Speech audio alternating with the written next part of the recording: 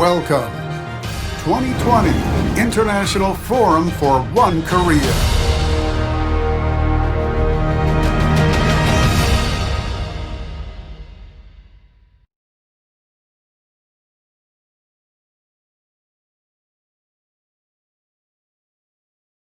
Friends of One Korea Forum around the world, such a pleasure to see you once again. 1 year ago today, we had a rather big gathering in Seoul, where I think almost all of you participated. And at the time, I had the pleasure of saying a few words. One of the things I said at the forum was this, which is, we do not know when, but one day we will have unification. So that's the reason why we must continue to think about unification and talk about unification and prepare for unification. That's what I said 1 year ago today. Today, I want to say the same thing, but I have to begin with one dire caveat. That is about something I would call unification index in my mind. That index for the past 1 year has been going downward, unfortunately. So when I talk about unification, I always say there are 3 dimensions of work. 1, national dimension within South Korea itself. 2, inter-Korean dimension between South and North Korea. 3, international dimension, especially among countries in Northeast Asia. So let us just try to look at those dimensions one by one. National dimension. I think the first thing we must get done in Korea is to build national consensus on the basis for unification. And I think that basis must include such values as freedom, democracy, and human rights, including right to choose and practice religion. Talking about those values, what I have to tell you is, the past 1 year, we saw many developments inimical to those values. Populism is everywhere. Large number of politicians, they are succumbing to temptation to use power in a very coercive manner. Nationalism of virulent, aggressive, and hostile type, again, is spreading around the world. And these developments, in fact, undermine those values we cherish, namely freedom, democracy, and human rights.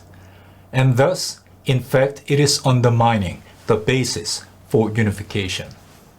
Let me move on to inter-Korean relationship. Unification would have to be achieved in a peaceful manner between South and North Korea.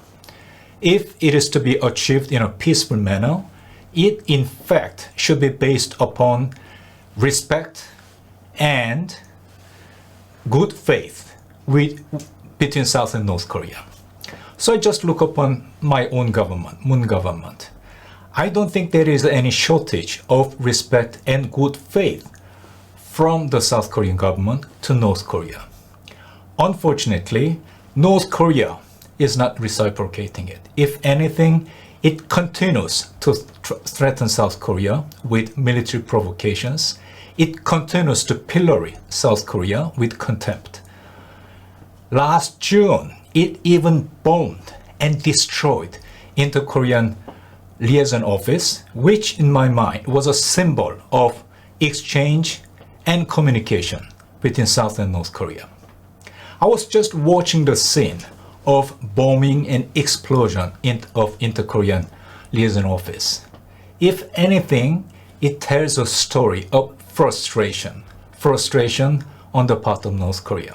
Where does it come from? It comes from economic sanction, I guess. It comes from COVID-19, I guess. But at the same time, what North Korea must understand is this, which is, it doesn't come from South Korea. It doesn't come from United States. It doesn't come from the international community. It comes from its obsession with its weapons of mass destruction. So the first thing which must happen is North Korea must give up nuclear weapons and try to learn how to approach South Korea with respect and good faith. That didn't happen for the past 1 year. If anything, it got even worse. So let me move on to the third dimension, which is international dimension. When we talk about unification, we often talk about lessons of Germany.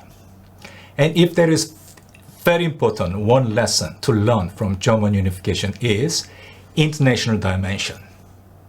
That is to say, German unification owes a lot to this partnership between President Bush of the United States and Chancellor Helmut Kohl of Germany.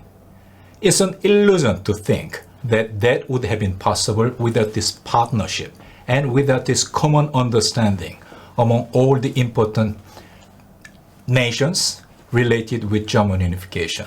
So let us think about international relations in our part of the world, in Northeast Asia. Interstate relations in our part of the world, that unfortunately for the past 1 year has been moving from bad to worse. And this COVID-19, which is ravaging the whole world for the time being, it doesn't help. So let us just try to put them together. National dimension, inter-Korean dimension, and international dimension. For the past 1 year, as we already taken a look, things moved in a wrong direction.